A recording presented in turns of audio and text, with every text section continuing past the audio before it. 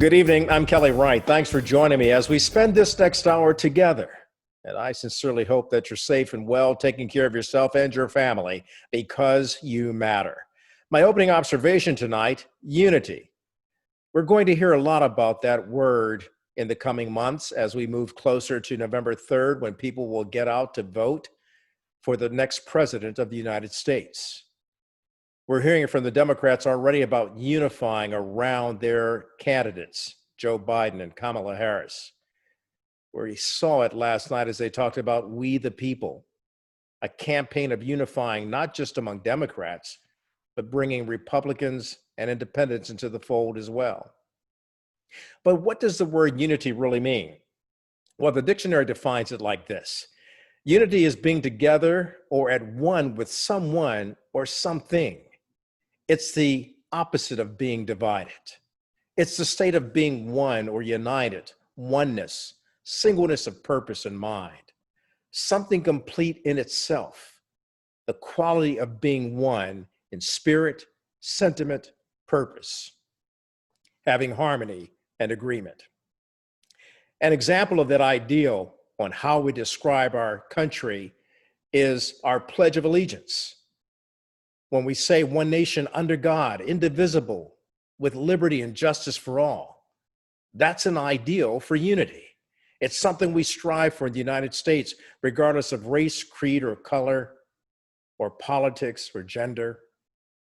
We strive to become we the people, engaged in being united, not divided. And yet we are an American family, and you'll have to agree that within our families, there are divisions, there are disagreements. And sometimes within your own family, as in mine, we can disagree bitterly. But when the chips are down, when our lives are at stake, we come together as a family. We drop the division and we pull together, finding that common ground for the common good of lifting everybody up. And that is how it must be in the United States of America, becoming less divided and more united. And that takes all of us, all hands on deck, Democrat, Republican, Independent, everybody at the table, finding that brotherhood to move forward as one nation under God, indivisible, with liberty and justice for all. And those are my opening observations. And so last night, if you didn't watch, you missed a great opening for the Democrat National Convention.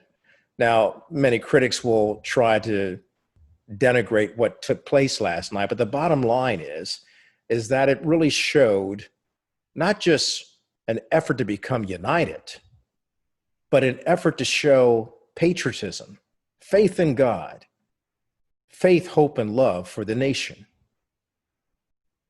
And it opened up in such a way that people had to take time out to actually watch this historic Democratic National Convention, the first virtual convention, because of the unprecedented times in which we live in due to social distancing from COVID-19. Eva Longoria opened it up this way. So during the next 4 nights, we will gather safely from our homes to listen, to learn, to be inspired, to act, to vote, and to build that more perfect union. I am honored to be with you this evening. I'm here tonight as a 9th-generation Texan, as a daughter of a veteran and a teacher, as a mother, as a voter, and as a patriot. I share Joe Biden's belief that the story of America is one of ordinary people coming together to do extraordinary things. And at our best, our country rewards hard work. We celebrate diversity. We look out for each other, and we lift one another up. And then there were people coming together from every walk of life, including every party. Even some Republicans came to the table along with Democrats. But what struck so many people is the fact that they were able to talk about we the people, building a more perfect union.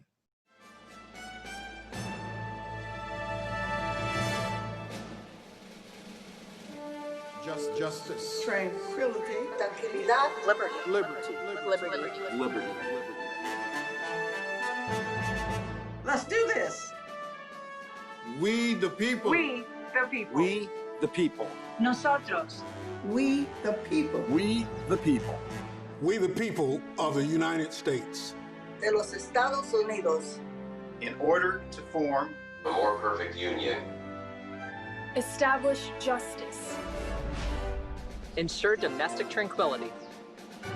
Provide for the common defense. Promote the general welfare. And secure the blessings of liberty to ourselves and our posterity. Do ordain and establish this Constitution for the United States of America. We the people. We the people. We the people. We the people. We the people. We the people. We the people.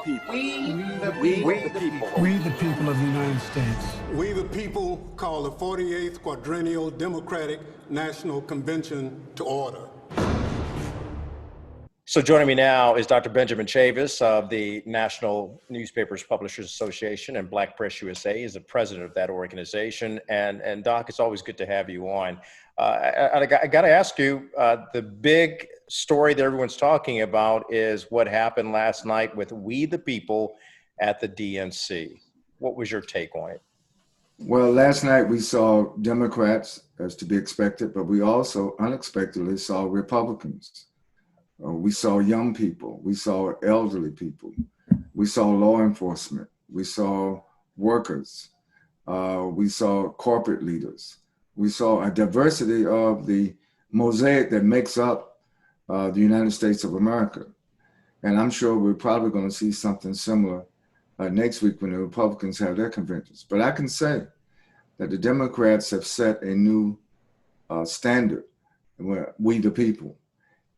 We the people now in 2020 are much more diverse, much more inclusive, much more outreaching.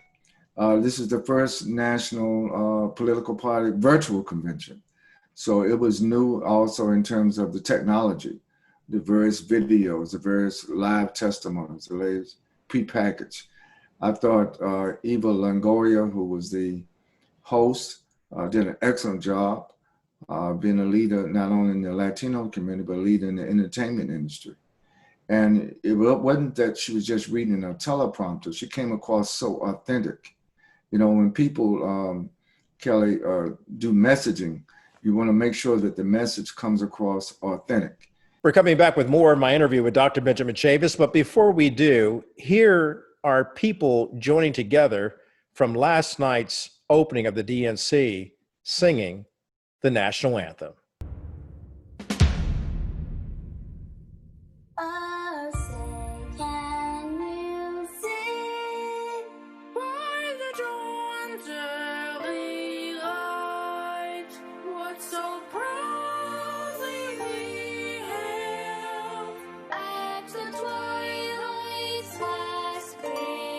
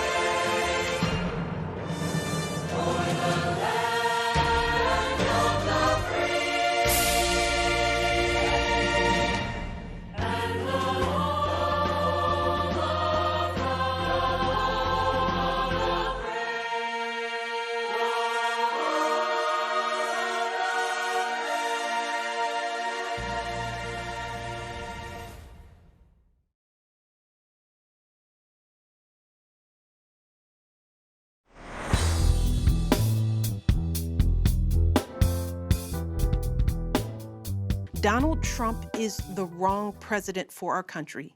He has had more than enough time to prove that he can do the job, but he is clearly in over his head. He cannot meet this moment.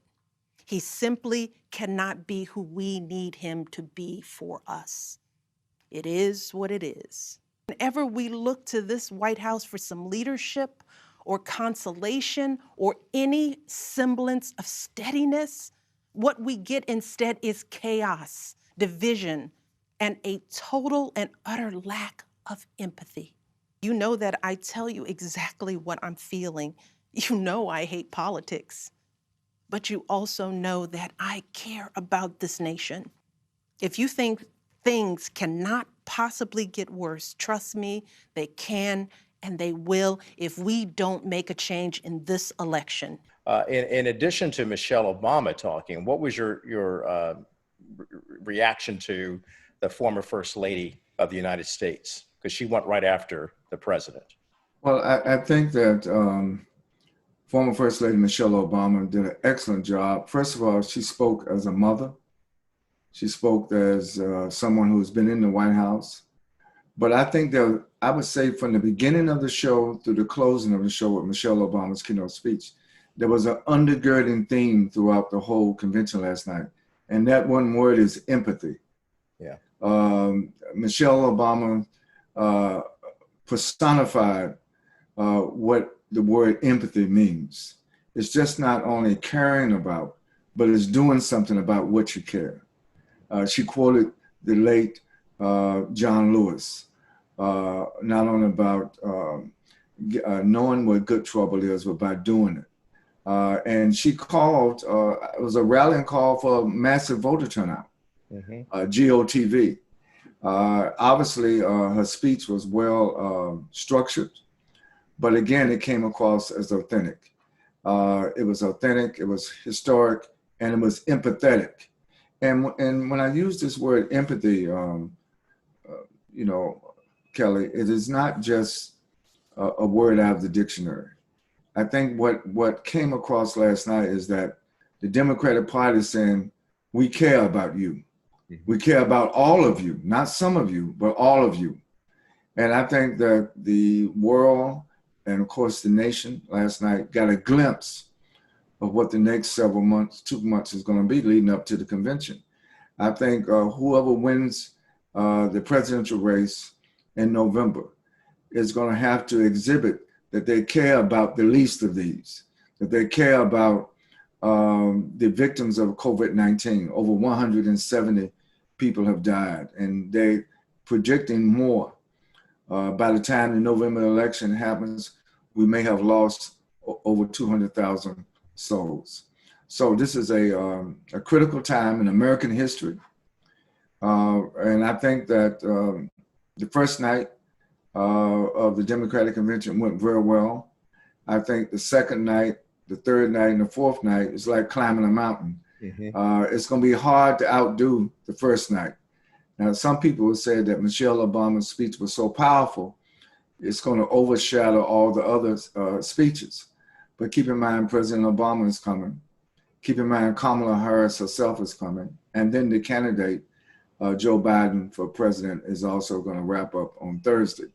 So I think the Democratic Party, through its convention, is poised to make not only repeat history, but to make some new history over the next few days. Ben, thank you. Dr. Benjamin Chavis, president of the NNPA, Black Press USA. We'll have him here again tomorrow as we recap what unfolds tonight at the DNC, but certainly a great opening night for them. The world is watching. Not only the Democrats, but watching America to see how we will move forward. We'll see you again. Thanks, my friend. Thank you. God bless. Okay. Back with more after this.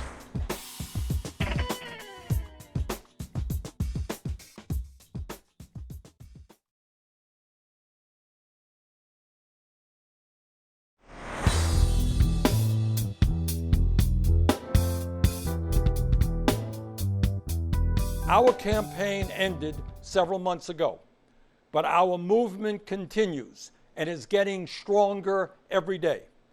Many of the ideas we fought for that just a few years ago were considered radical are now mainstream.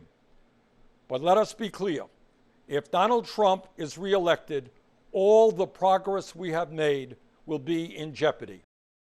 Welcome back to the program. So we've been focusing tonight on all things pertaining to the Democratic National Convention. And joining me now is political analyst Dr. Avis Jones-DeWeaver and Erica Savage Wilson, who has the Savage Political Podcast. I'm so delighted that both of you could join me. We just heard from Senator Bernie Sanders. You watched him last night. What was his speech like? Tell me what your impression of that was. Avis? I thought that Bernie Sanders actually did a good job last night, laying out specific policy positions that he was saying that this particular administration, if Joe Biden were to win, would be able to advance, that we all know are very important to many Democrats. And so to me, he made the policy case of the night for this particular administration. He also made a very strong appeal to his specific demographic, letting them know that with regards to what happened last time, quite frankly, it can't happen this time, that there is too much at stake, and that it's very important that those individuals who may be disappointed by his loss understand that the best way to move their policy needs and their policy desires forward is to make sure that there's a Joe Biden and a Kamala Harris in the White House. Erica, what say you? Because, some people were not happy with Joe Biden's selection of Kamala Harris. The progressives in particular, they thought that she wasn't too far left. But did Bernie bring it down, as Avis Jones-DeWeaver just pointed out, of bringing it together with some unity, and that's what they're really striving for in the party? He did, and I think that is important because as we look at the Trump campaign, they're really confused with how to attack Senator Kamala Harris. So is it that she is too progressive or she's not progressive enough? So I believe that what Senator Sanders did, which was talk to his audience directly, as Dr. Avis just laid out for us, talking about the policy piece, but then also speaking in his own unique voice to supporters who, quite frankly, are very much so active online in their activity and in their solidarity around who would be the best person for president, which would for them be Bernie Sanders. But since that's not the case, him also making the case to say this is the winning ticket that we all need to support because of the larger piece. So he's kind of coming out of this place where it's, our revolutions, it's Bernie or bust, where it's really about the country, the nation, and really wanting to have some semblance of democracy going forward. It is going to call for unification, which was really the party message throughout the night.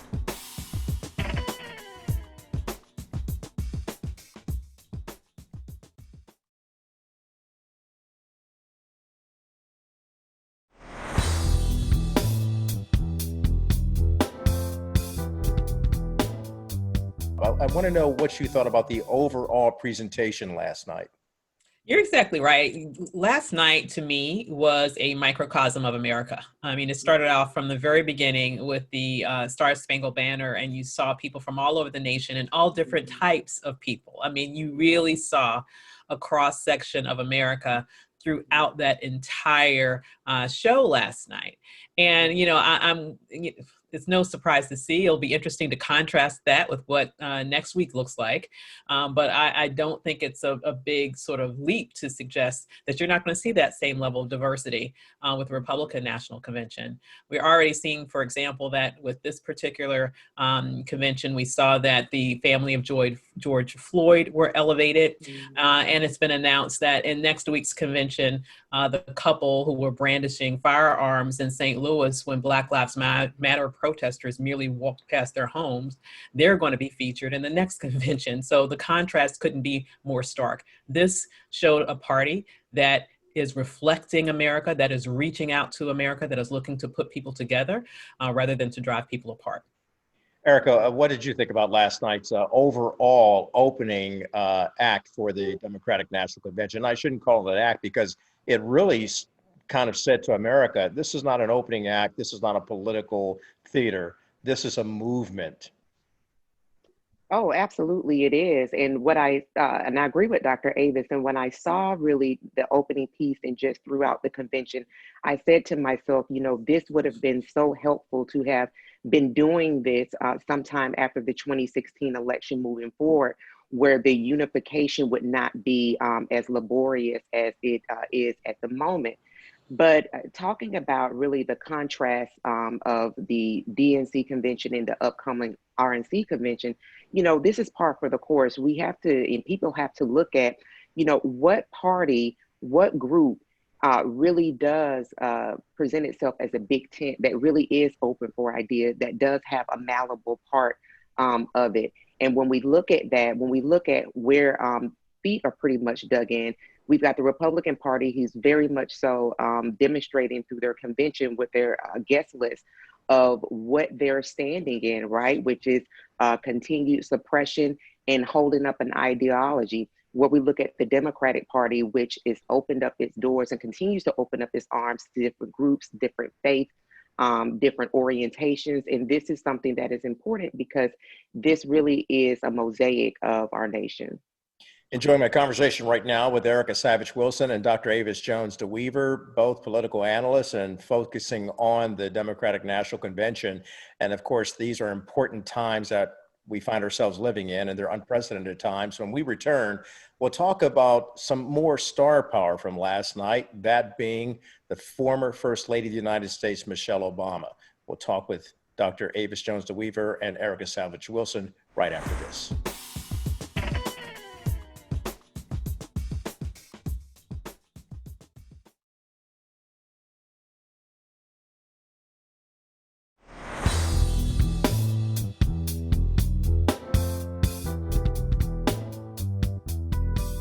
Over the past 4 years, a lot of people have asked me, when others are going so low, does going high still really work?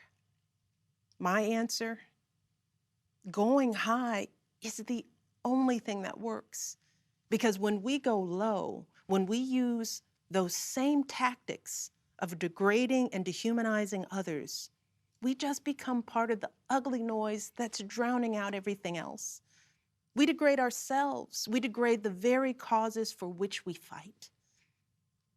But let's be clear. Going high does not mean putting on a smile and saying nice things when confronted by viciousness and cruelty. Going high means taking the harder path. It means scraping and clawing our way to that mountaintop. Going high means standing fierce against hatred, while remembering that we are one nation under God.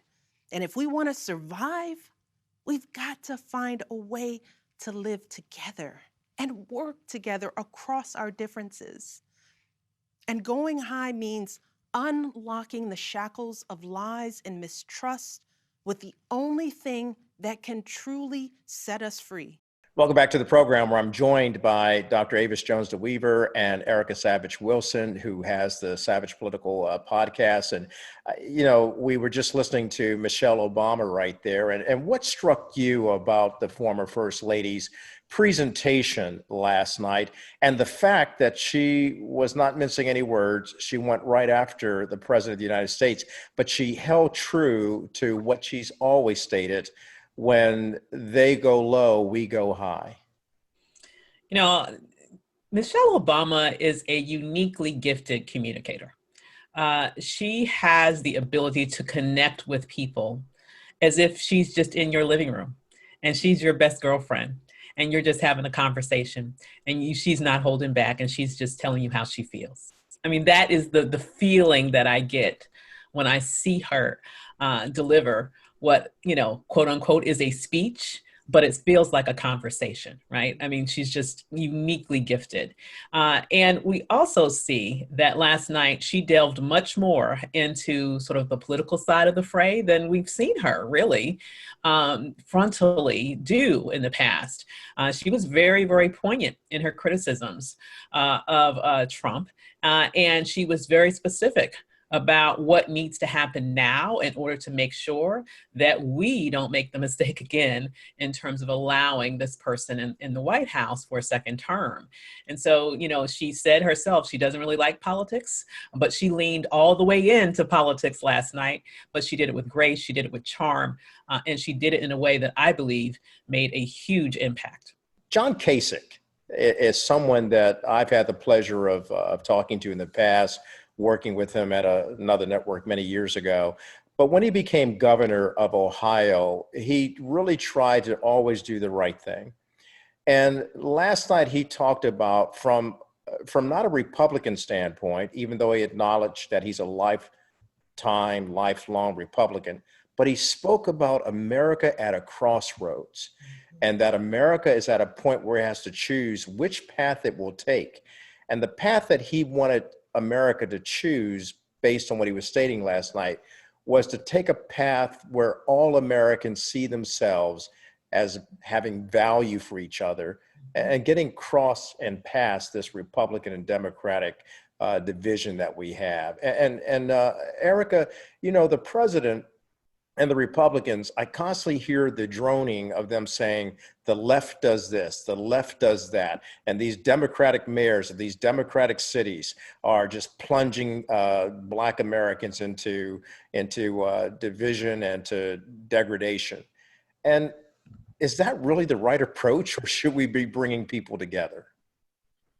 We're really at a crossroads. And I think what you see folks like John Kasich, although I do take issue with his record around voting rights, what you see in Republicans like John Kasich and other people that will be speaking is that they have an understanding that this is no longer about party.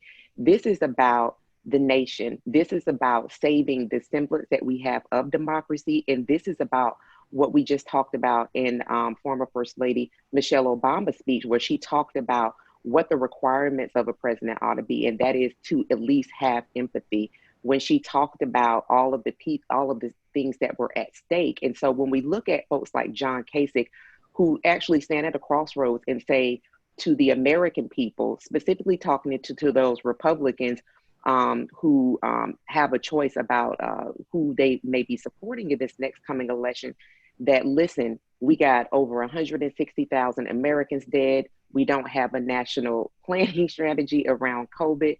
This is about living or not living. What is the choice that you will make? And I think that you will see on today how you had Republicans like Chris Christie coming after the attack, kind of doing like the low blow, calling names.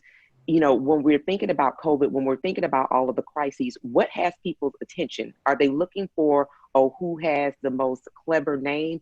Who's attacked next? Or are they looking for, we're done with that, who has solutions? And I think that the party that is proving that they have solutions, as we saw with Joe Biden and Kamala Harris, they were ready to get to work, and they already are at work, that people are looking past party and wanting to move out of these crises and looking for the leadership that has those solutions to move us forward.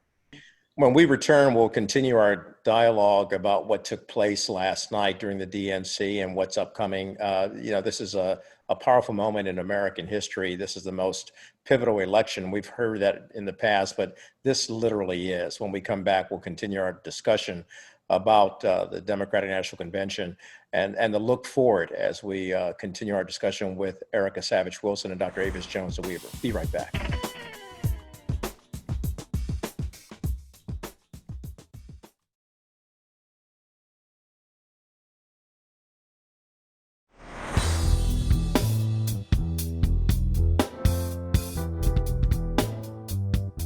Erica Savage Wilson, as well as Dr. Avis Jones Weaver. I want to thank you for being on the program. I've got to have you on tomorrow if you can join me to weigh in on what will happen tonight at the Democratic National Convention. Before I leave you, though, I want to introduce you to someone that you need to know. And everyone should know that this is a first meeting. So on the Kelly Wright Show, everybody's a friend. These are Kelly's friends. So joining me now is Gilda Cobb-Hunter. She is a representative of the South Carolina House of Representatives. In addition to that, she is the president Madam President, if you will, of the National Black Caucus of State Legislators. In addition to that, ladies, she is a member of the DNC committee. She's a committee member, and so she has a huge stake, or at least a very comfortable stake there in weighing in on the issues of the Democratic Party. Gilda, meet Erica and Avis. Hey, Erica. Hey, Avis. I was enjoying conversation. Listen, I told you, don't believe all that stuff Kelly just said. I'm just a little social worker trying to do good.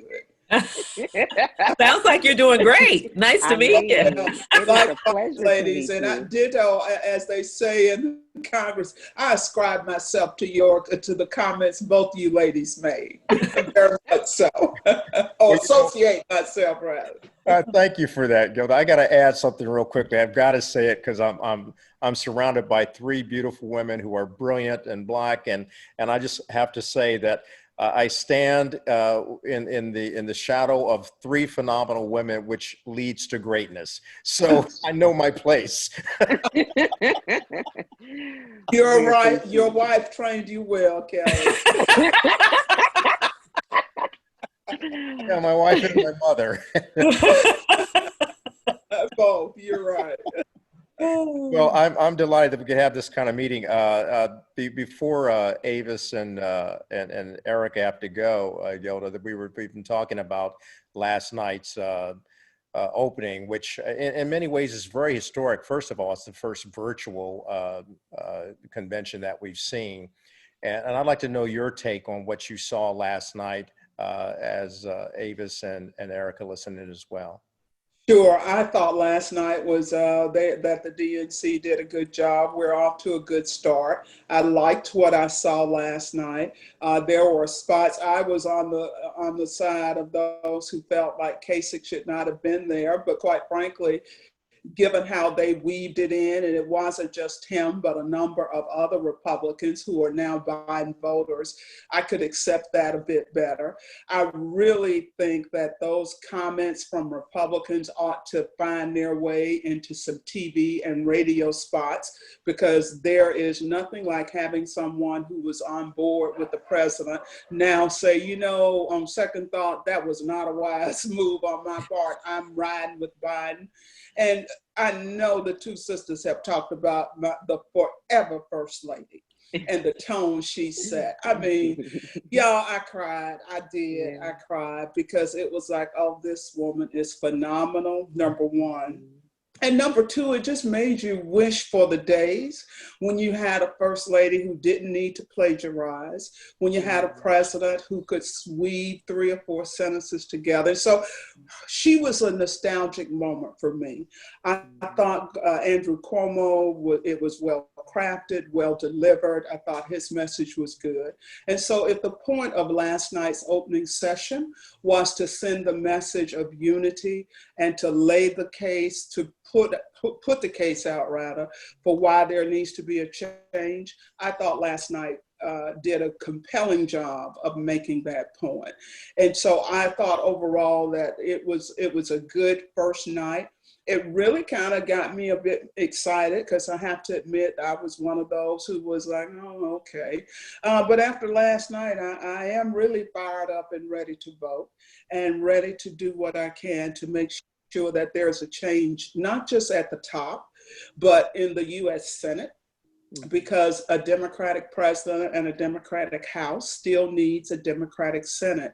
But for someone like me, who is a state legislator, understanding that next year in 2021, state legislatures across the country will be drawing district lines, I was pleased that I am seeing the beginning of the kind of momentum that we will need at the state and local level to make some changes in policymakers. I think we are seeing the beginning of the development of coattails that will spread far and wide. And I was just really pleased with the first night. There were a number of people who really hit it out of the park, in addition to the ones that I've mentioned, but I thought it was a good night.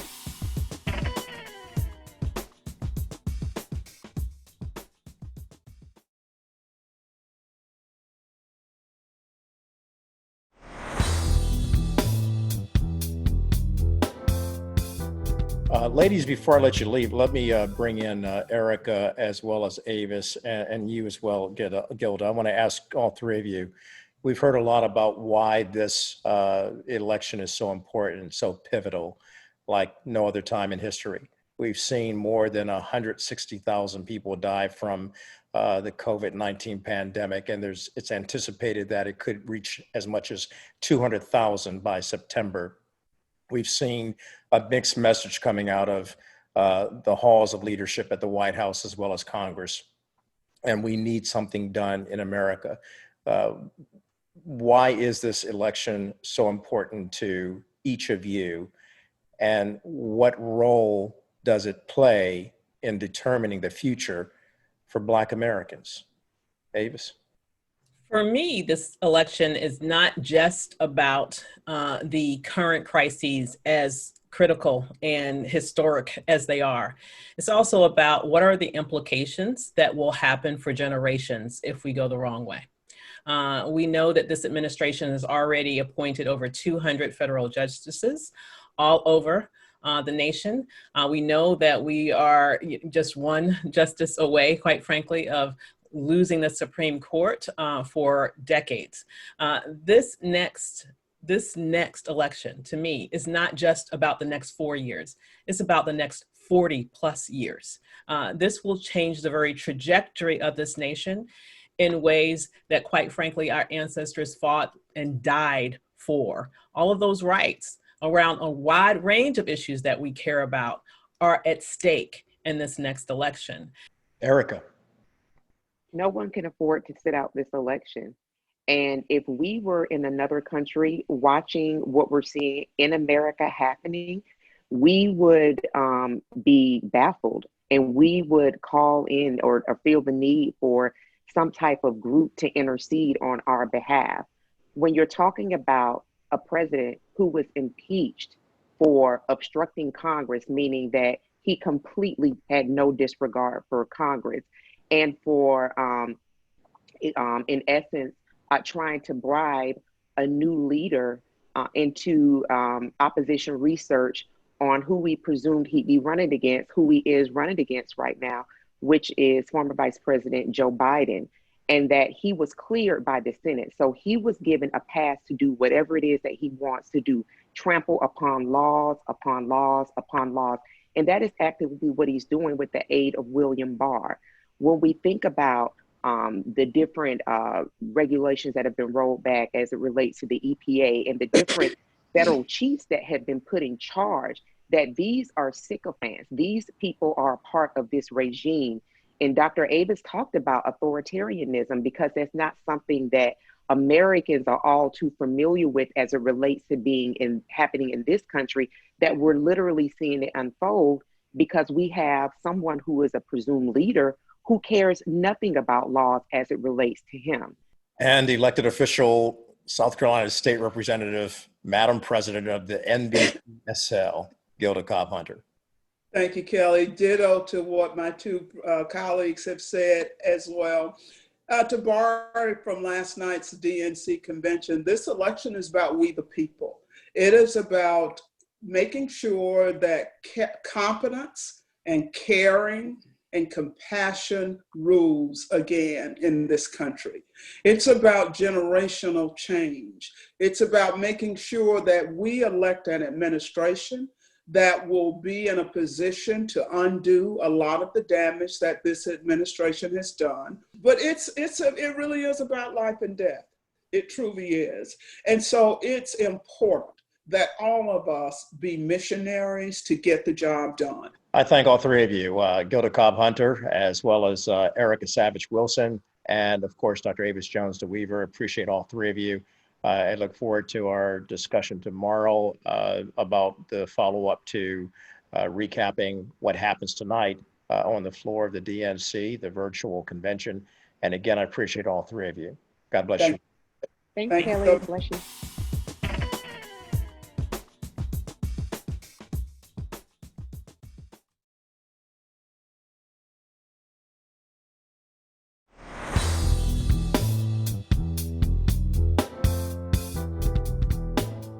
Welcome back to the program. I want to thank all the guests who appeared on tonight's show, and I want to thank each and every one of you for taking time out of your busy schedule to watch. My final word is, in the opening prayer of last night's DNC, the pastor prayed this. He said, "We pray for your strength, guidance, and wisdom, O God. We pray for Republicans and Democrats." Certainly, that is the way it should be, because when it comes to honoring God, we do have to love our neighbor as we love ourselves, despite our differences. Hopefully, we've been righted, ignited, and united to keep spreading love, freedom, and peace. Good night. Ladies and gentlemen, this is your friendly conductor. All aboard the Love Train.